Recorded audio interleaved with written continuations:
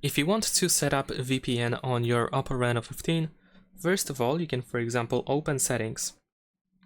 Next, in Settings, we're gonna go to the Mobile Network option, and then in here we should be able to find More Settings.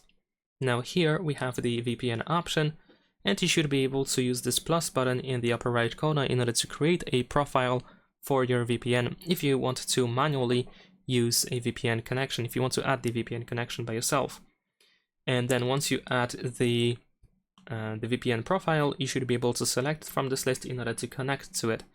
What you can also do is you can simply download the VPN apps, which are very simple. Usually you can just go to the Play Store and search for VPN, and you can find many different apps that allow you to use the VPN quite easily. In my case, I have this app over here as an example, which allows me to easily connect to one of the free servers. And that's pretty much it. Leave a like and subscribe.